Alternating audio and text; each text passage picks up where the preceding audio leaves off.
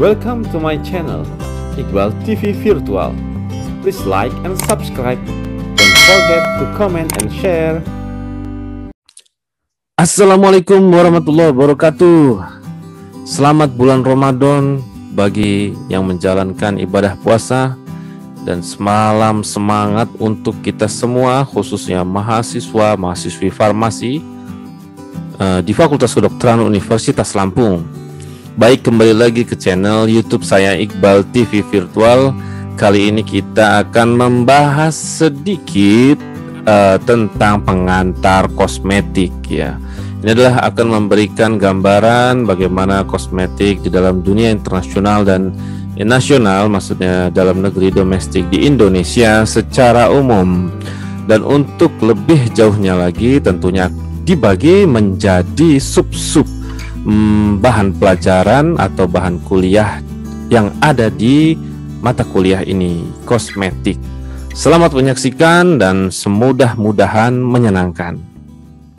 Ini akan diceritakan tentang gambaran umum dalam kosmetika ya, dan juga bagaimana contoh-contohnya produk-produk kosmetika di luar negeri maupun di adik-adik mengenal tokoh-tokoh ini ya, tokoh-tokoh dalam cerita maupun dongeng maupun sejarah kita, yaitu adanya Ratu Cantik Cleopatra pada zamannya, kemudian ada Ratu Cinderella dengan sepatu kacanya.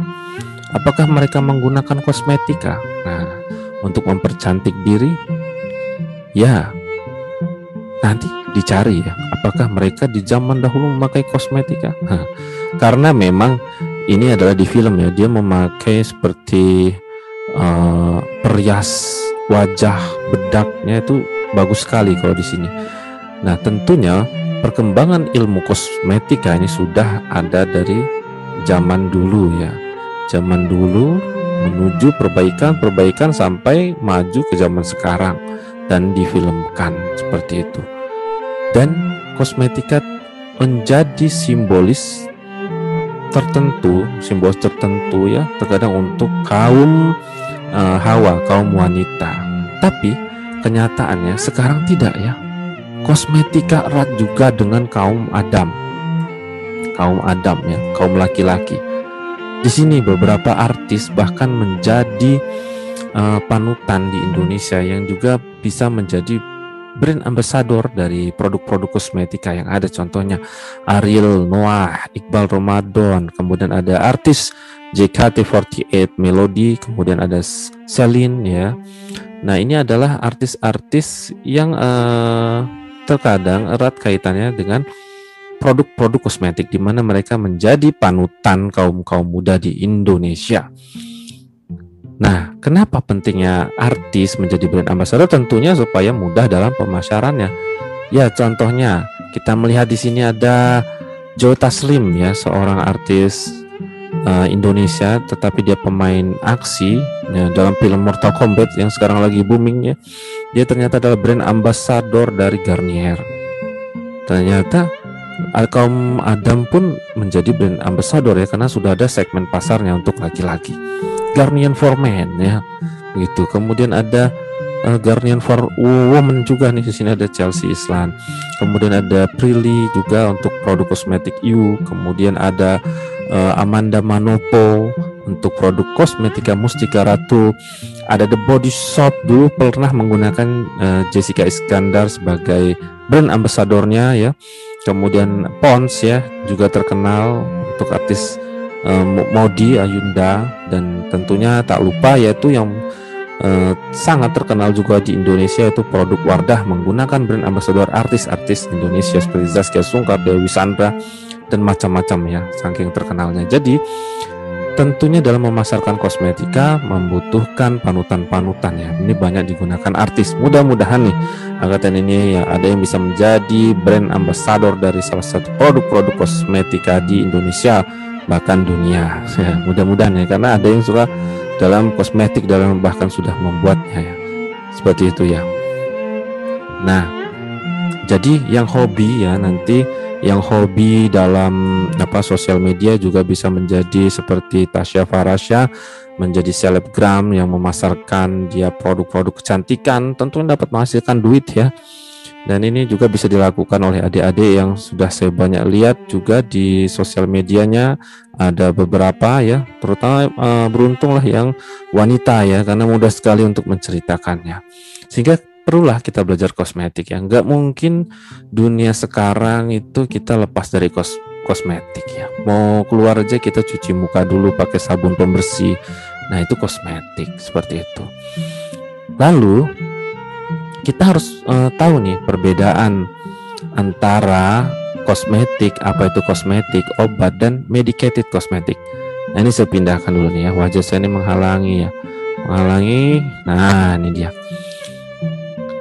Nah kita perlu tahu ya kosmetik, jadi dari kata kosmetikos yang artinya keterampilan menghias atau mengatur.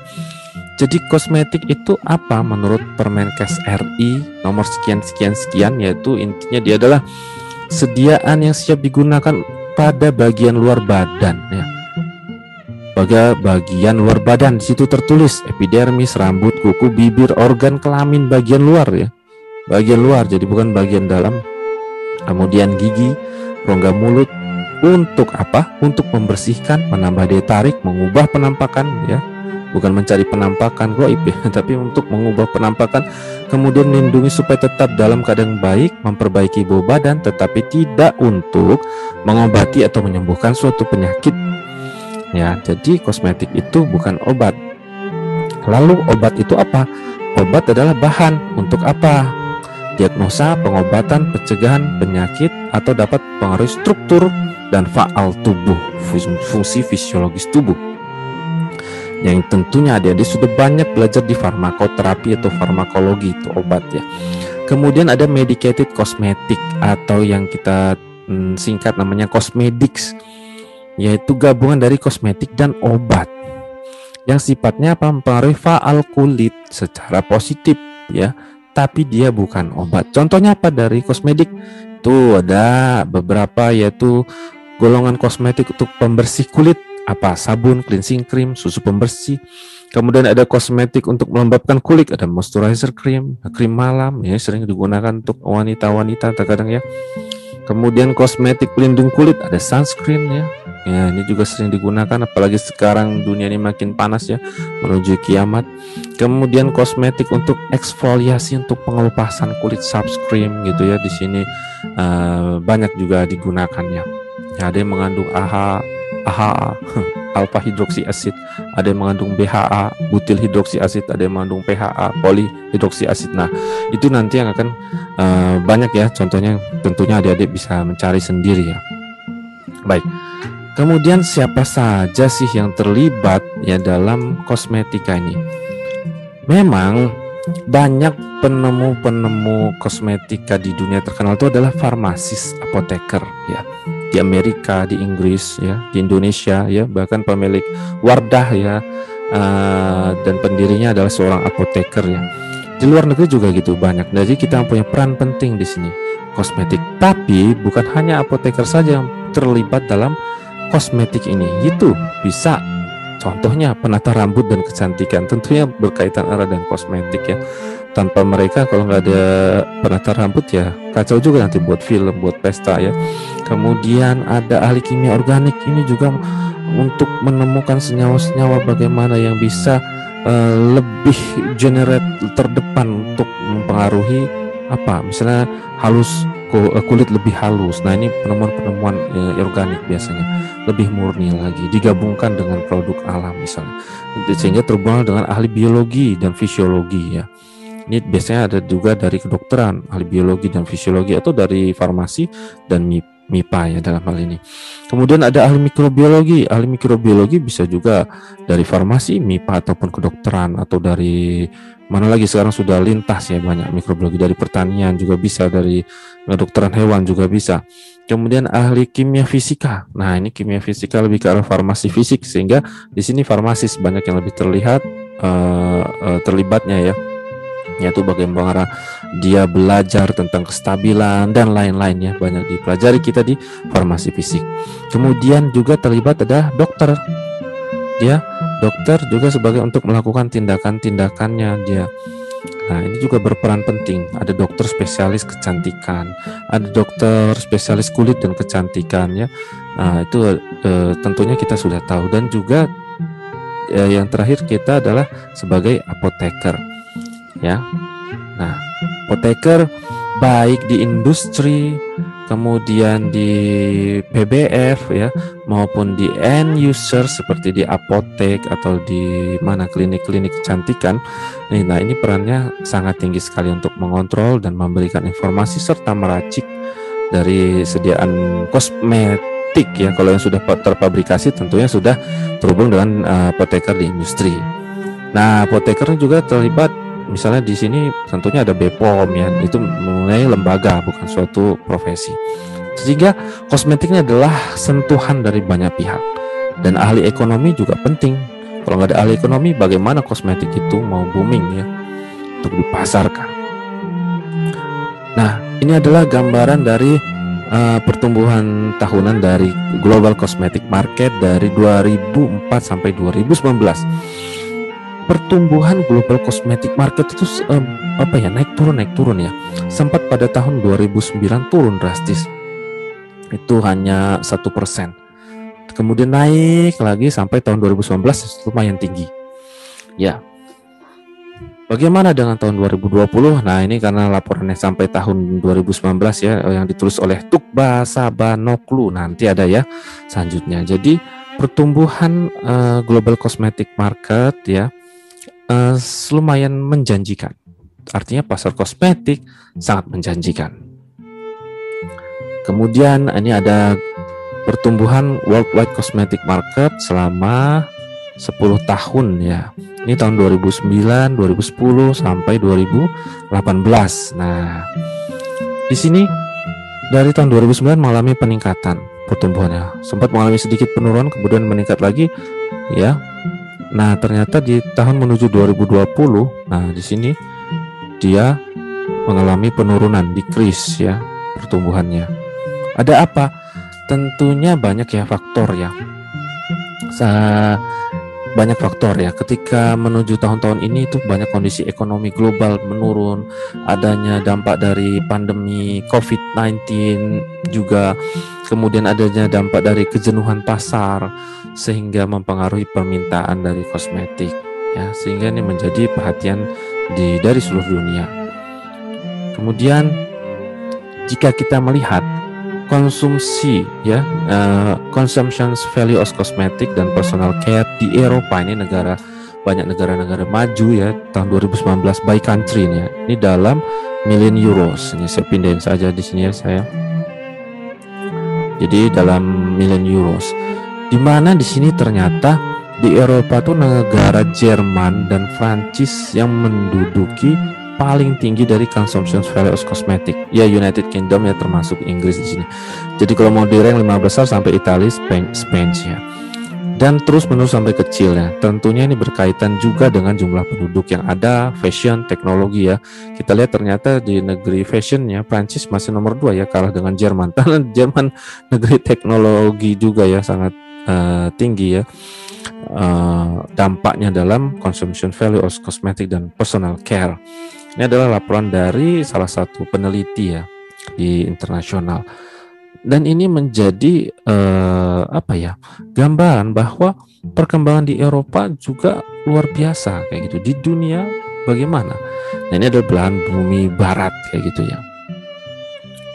Nah, seperti itu. Kita lihat ya, ternyata tergantung juga nanti jumlah penduduk, kebudayaannya. Bagaimana dengan global cosmetic market? Secara global itu di negara seluruh dunia dari tahun 2001 dan diprediksi sampai menjelang tahun 2028, entah masih lama sekali ya, tapi dalam marketing selalu ada forecast marketing ya. Bagaimana memperkirakan, di situ terlihat bahwa apa antar negara itu dari Amerika Utara, Europe, daerah Asia Pasifik, South America ya, sesuai dengan warnanya, Middle East and Afrika itu cenderung akan semakin meningkat. Ini adalah forecasting dari research ya, berupa global cosmetic marketnya. Diharapkan akan terus meningkat sampai tahun 2028 kalau belum kiamat ya. Mudah-mudahan kalau belum kiamat. Nah, seperti itu. Sehingga para pebisnis dalam dunia kosmetik itu harus tahu apa faktor-faktor utama yang berperan dalam kesuksesan market dalam kosmetik. Ya, banyak sekarang nih dari faktor online, pemasaran online yang terus berkembang, terus bervariasi, berinovasi, kemudian ada yang jejaring social network yang terus meluas kayak gitu. Kemudian pola masyarakat, pola perilaku persepsi yang cenderung berubah juga ya dengan gaya hidup sekarang yang senang dengan barang-barang baru, new entries product dengan kosmetik, karena sekarang berkembanglah dunia fashion seperti itu. Dari produk yang terjangkau sampai yang ke premium. Kemudian adanya akselerasi dari urbanization worldwide secara mendunia ya, karena tentunya nih dari kaitannya dengan pendapatan yang akan semakin meningkat, gaya hidup, internet yang semakin meluas, akan mudah kita melihat dengan fashion yang ada. Dan itulah beberapa faktor yang mempengaruhi ya. Dengan adanya pengaruh global ya, dengan yang sudah sangat dekat sekali dengan kita megang HP, maka akan mempengaruhi gaya hidup ya. Gaya hidup inilah yang mempengaruhi kontribut ya, sebagai perilaku pasar mengkontribut sukses of cosmetic market seperti itu. Ya tentunya jika dikaitkan dengan produsennya itu adalah dari inovasi dari pabriknya. Bagaimana menginovasi produk-produk itu menjadi lebih baik. Memang salah satu kosmetik yang terkenal, perusahaan kosmetik, aduh ini gatalnya. Perusahaan kosmetik yang terkenal itu adalah L'Oreal ya. Siapa yang tidak kenal L'Oreal? Biasanya selalu ada di TV. Ini kita ambil contoh karena dia adalah salah satu perusahaan kosmetik yang paling besar di dunia ini, di bumi maksudnya ya. Gak tahu kalau di planet lain. Jadi bagaimana L'Oreal ini mengembangkan bisnisnya? Jadi dia membuat portofolio bisnis, dia membagi produk kecantikan skin marketnya yang menjadi 3 divisi, yaitu menjadi luxury skincare, kemudian dermokosmetik, kemudian affordable skincare. Jadi menjadi 3 unit ya. Jadi luxury unit yang elit gitu ya, dermokosmetik lebih mementingkan kesehatan, kemudian ada affordable skincare yang untuk yang lebih terjangkau dengan berbagai merek, sehingga merek-mereknya terpecah-pecah. Contohnya luxury skincare ada merek Biotherm, ada Kiehl's ya. Kemudian ada dalam dermokosmetik ada CeraVe, ada Vichy, kemudian seri affordable skincare ada Garnier tadi ya, seperti yang diiklankan oleh Joe Taslim, ada Saint Gervais, kemudian ada Montblanc. Dan ini sudah sangat familiar bagaimana mereka memportofolio brand bisnisnya sehingga jangkauannya lebih luas dari kelas bawah sampai kelas atas. Siapa yang tidak kenal L'Oreal? L'Oreal Paris ya, memang dari Prancis ya. Ada Biotherm, ada Lancome, sangat terkenal sekali. Kemudian untuk L'Oreal sendiri dia secara worldwide dari di dunia itu penjualannya mencapai dalam billion ya, miliar US dollar ya. Saya nggak pernah megang duit sebanyak itu. Kira-kira ini perbandingan tahunnya 2018 sampai 2020 ya.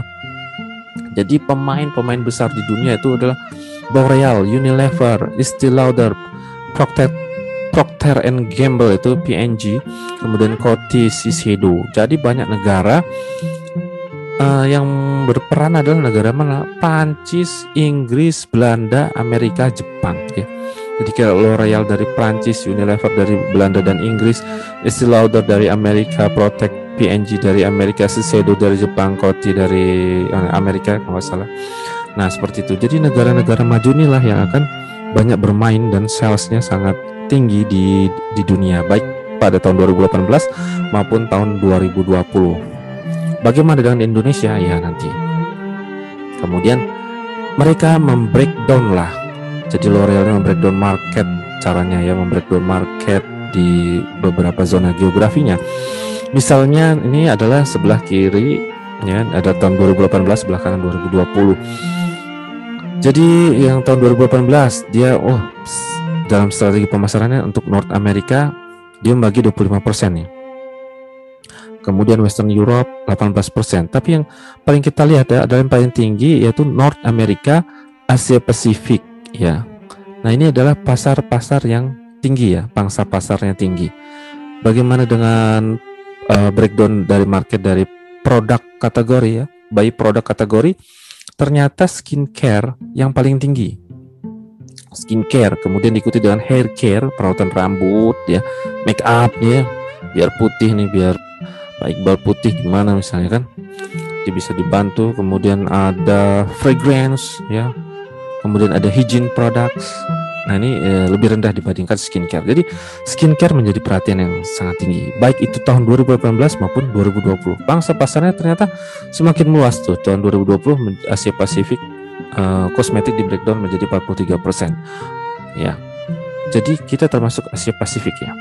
Kemudian skincare ternyata pangsanya meningkat 3%, 42%, diikuti dengan haircare. Sama, polanya seperti itu.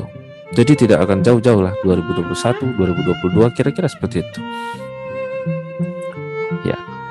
Nah, untuk skincare kategoris karena menjadi perhatian utama itu bisa dibedakan menjadi adanya skin, namanya skin ya, berarti ada facial skincare, ada face cleaner, pembersih ya.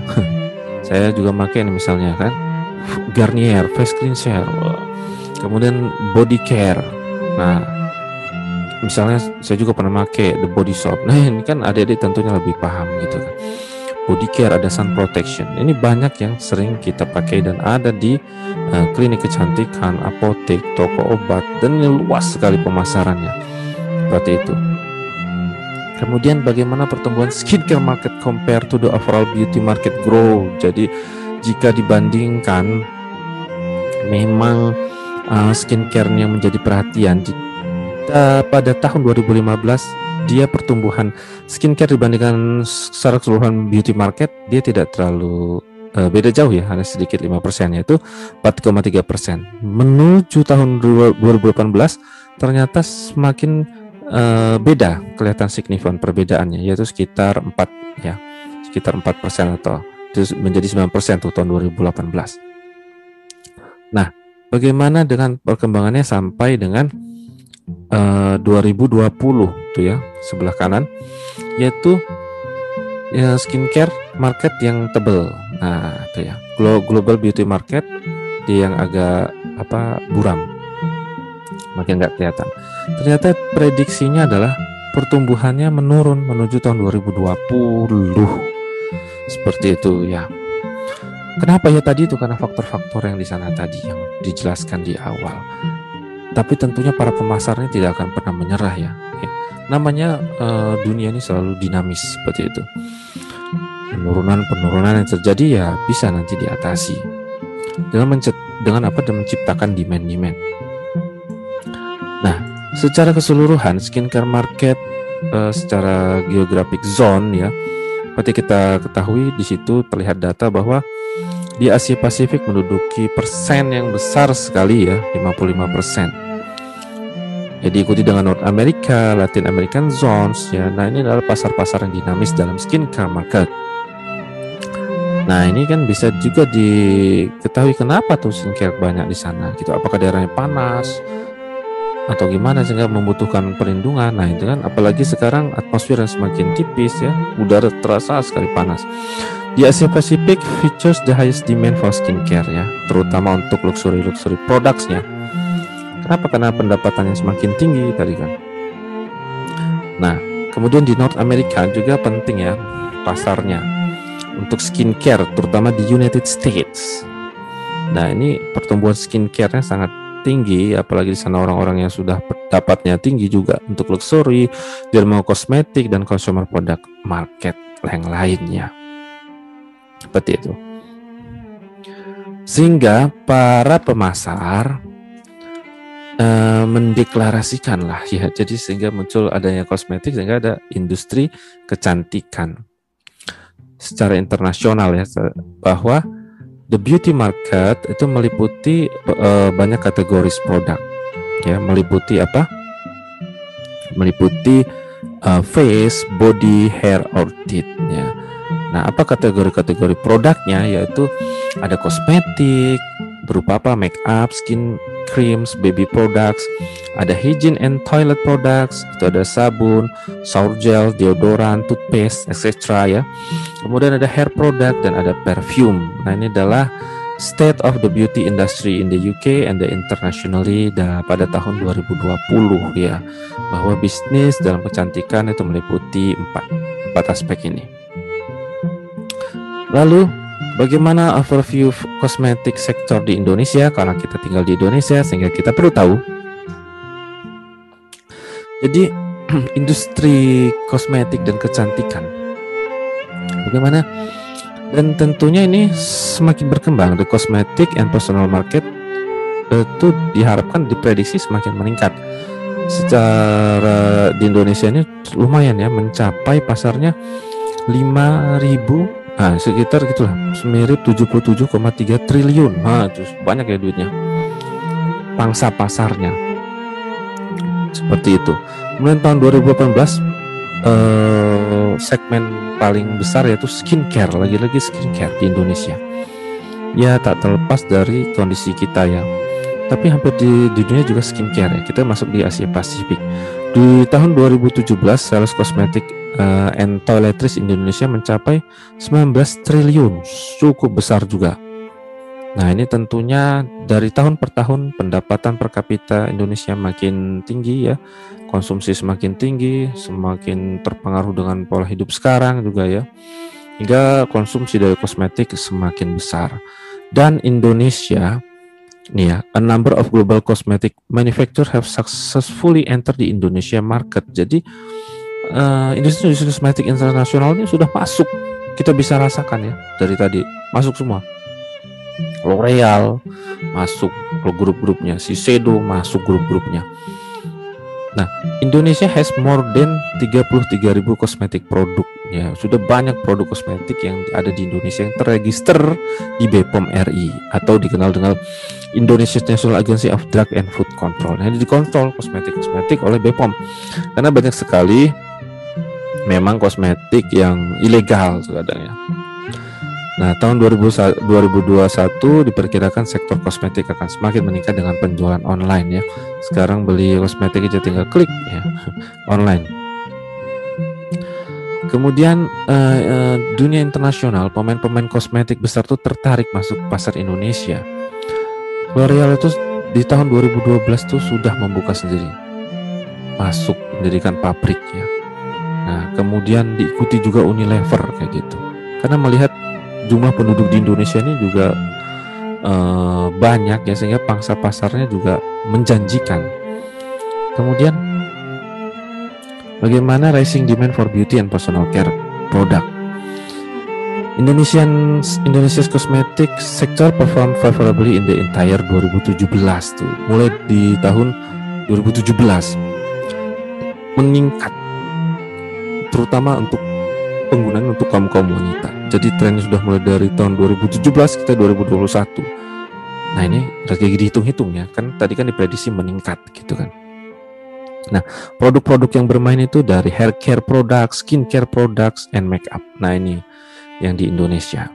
Kemudian di Indonesia ini karena budayanya mayoritas adalah Muslim ya, jadi sangat perhatikan halal kosmetik. Halal kosmetik diperhatikan ya, 58% of human Indonesia sekarang memilih halal kosmetik dibandingkan yang enggak, itu dari survei. Kemudian efektif dari 2019, jadi regulasi dari halal ini sudah diimplementasikan baik pada apa? Makanan, minuman, obat tradisional maupun kosmetik.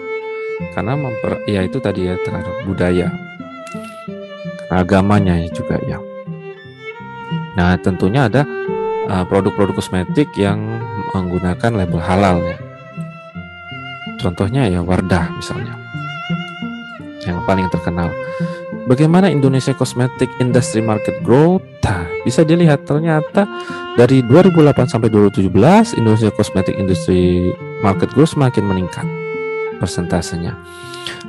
Dengan pembagian kategori di situ bisa dilihat hair product, skincare product itu yang paling tinggi ya. Dan channel pemasaran paling banyak adalah lewat mass media. Untuk tempat-tempat tertentu seperti tempat-tempat yang mewah, salon, direct itu hanya persen yang kecil. Jadi mass media masih memegang peran penting di sini, baik offline maupun online, yang mempengaruhi pertumbuhan kosmetik industri ya, marketnya. Kemudian bagaimana sih pendapatan dalam kosmetik segment juga meningkat ya, baik itu dari tahun yang sudah terjadi maupun prediksi sampai 2023 diprediksikan terus akan semakin meningkat seiring dengan gross domestic product yang di atas 5% dalam 2 tahun terakhir ya. Semakin meningkat berarti Indonesia berpotensi sebagai top 5 Asian markets nanti akan diprediksi in the next 10 until 5 years ke depan. Kita akan berada di top 5 Asian market dan ini sangat menjanjikan sekali. Terlihat ya di situ semakin meningkat dan semakin meningkat. Tetapi revenue growth in cosmetic segmentnya cenderung menurun. Jadi segmennya karena jenuh ya.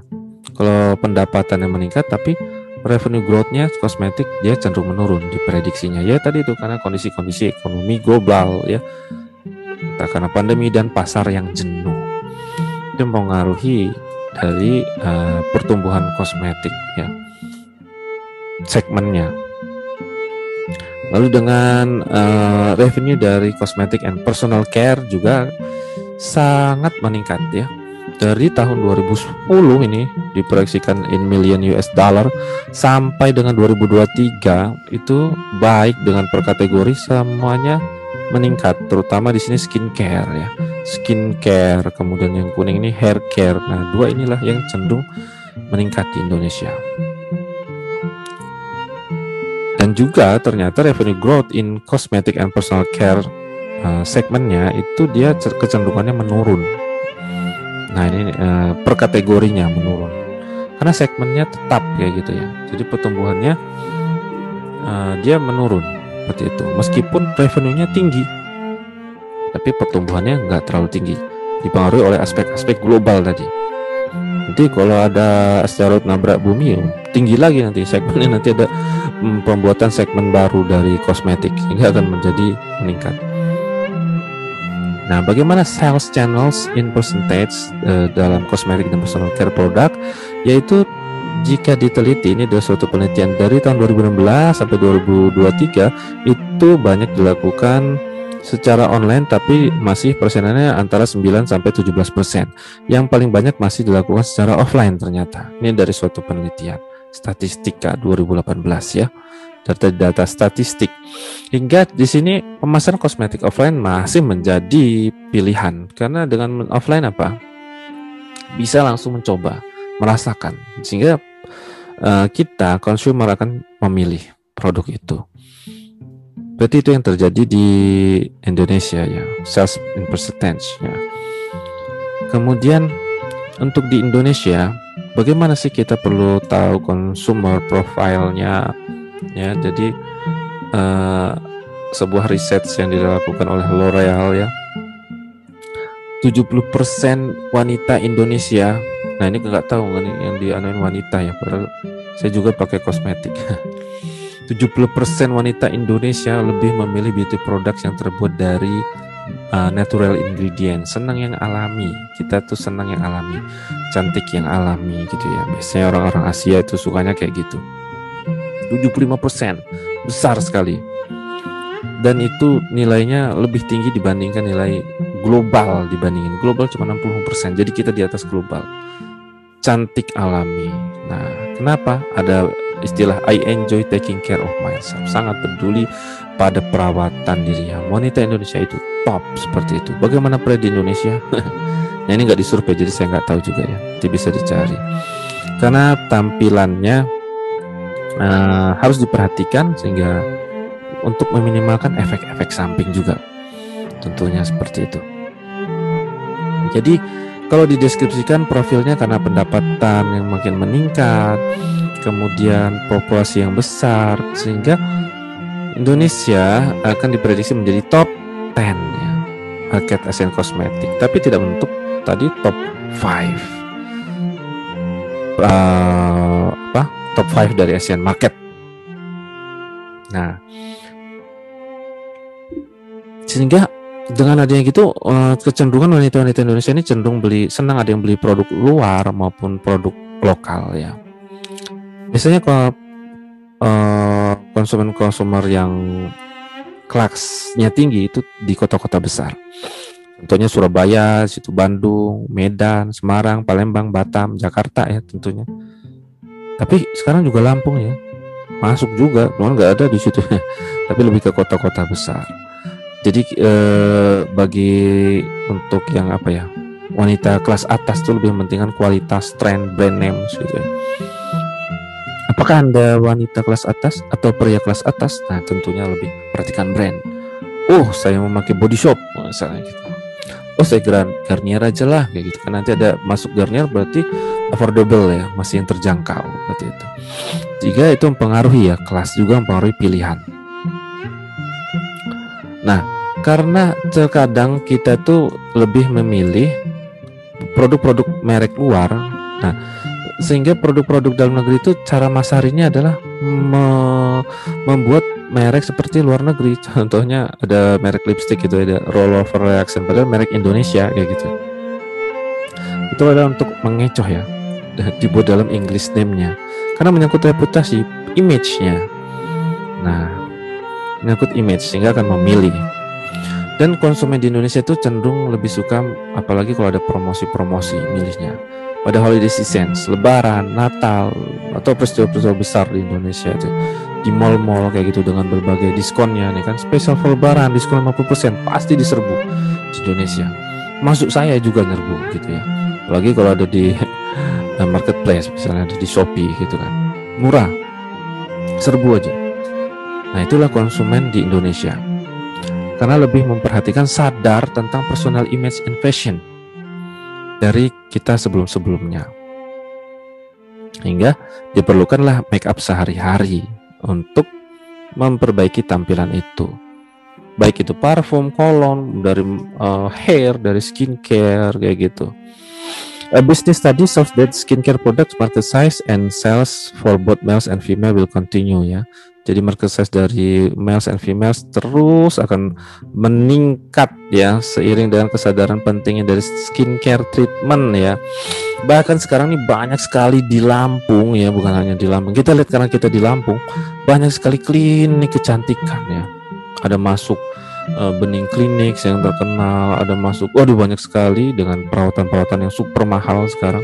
Demi apa? Demi tampilan, personal image and fashion. Ya, baik itu male or female. Ada yang anti aging, wah macam-macam seperti itu. Ada laser. Nah, ini adalah salah contoh ya, Wardah. Ini produk halal yang terkenal di Indonesia karena lebih mementingkan kehalalan, keamanan. Karena kita juga di Indonesia is the world largest Muslim populations. Cari yang halal, yang baik, yang tidak menyebabkan efek samping ya, misalnya skincare menyebabkan kanker kan bahaya kayak gitu.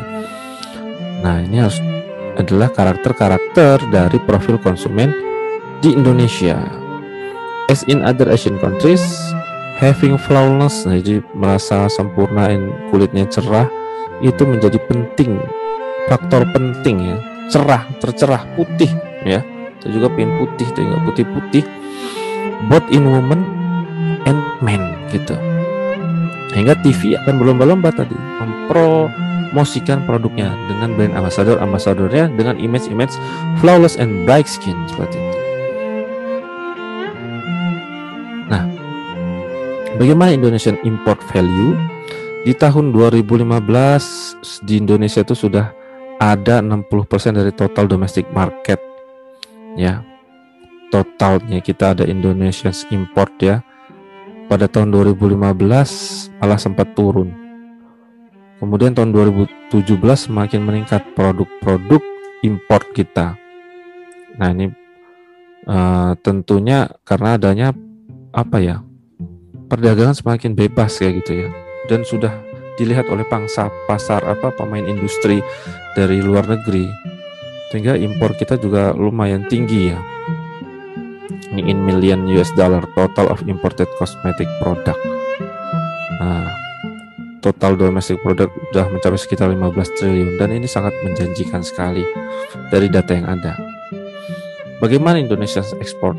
Indonesia juga punya perusahaan-perusahaan ya, seperti adanya Wardah, ada Mendom. Nah juga biasanya jadi pangsa pasar paling besar itu Singapura, malah pangsa pasarnya hampir 150 million US dollar. Kemudian adalah Malaysia dan diikuti negara lainnya seperti Thailand. Kita juga mengekspor, dan kita harus bangga. Siapa tahu nanti bisa ada yang punya produk ya. Kemudian ini adalah notable business player di Indonesia, yaitu ada Wardah, dia yang tergabung dalam PT Paragon ya. Tapi yang banyak menyumbangnya adalah Wardahnya. Di situ dia membuat portofolio brand juga seperti Makeover, Emina, 1X, kemudian Putri. Mereka adalah satu grup ya. Dan ini siapa yang tidak kenal Wardah gitu lagi. Wardah brand claims to be able to control around 30% of makeup. Jadi pangsa pasarnya sangat besar sekali. Makeup aja sudah bisa 30% dan akan semakin meningkat. Apalagi dia sudah bermain internasional juga ya, sudah mengekspor juga. Dia pintar melihat pangsa pasar muslim ya di Indonesia.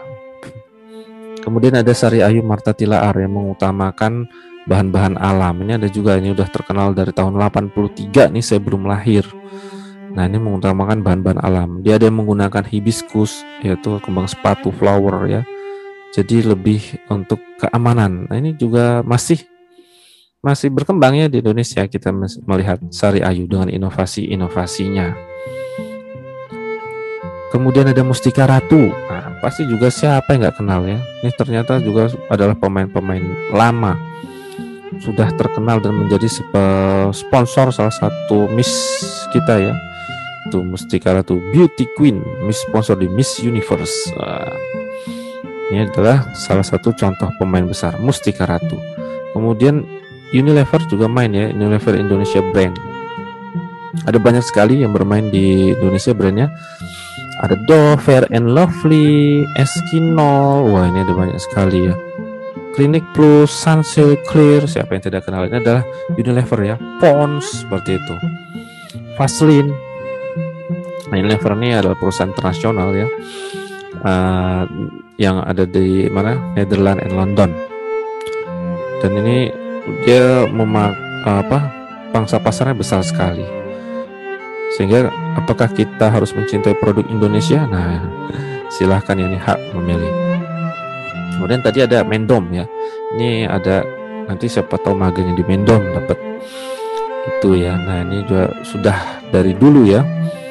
Tahun berapa tuh? 93. Nah, ini termasuk berperan besar dalam nama kosmetik di Indonesia. PT Mendom dulu dikenal dengan PT Tancho, makanya ada produk Tancho. Apa produk-produknya? Yaitu Gatsby, Pixi, Bushel. Ada Tancho, Mendom, Lovilea, Miraton. Nah, itu ada keterangannya di situ ya. Kemudian ada L'Oreal Brands tadi yang sangat banyak sekali dengan 3 brands portofolionya ya. Siapa yang tidak kenal dengan Lancome, Maybelline, Urban, The Body Shop juga ya. Jadi The Body Shop itu masuk dalam brand name dari L'Oreal Brands ya. Sangat luas sekali. Dan L'Oreal ini juga terkenal mahal-mahal juga produknya. Tapi untuk konsumen yang berkelas tinggi tidak masalah harga, yang penting adalah kualitas. Itu adalah consumer profile di Indonesia. Selected important brands tadi termasuk adalah Body Shop yang merupakan bagian dari brand name dari L'Oreal juga, dan ini sudah banyak di Indonesia. Di Lampung sendiri sudah ada di CP ya misalnya ya. Ada di Mall Bumi Kedaton kayak gitu. Body Shop ya. Ada nggak ya? Saya lupa juga.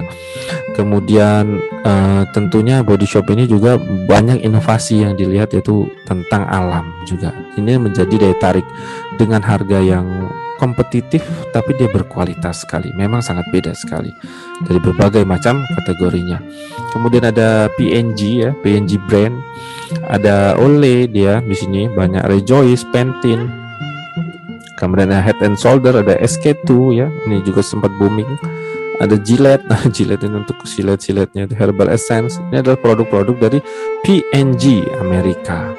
Seperti itu. Jadi kalau kita beli ini ya Amerikanya makin kaya. Tapi ya nggak kayak gitu ya.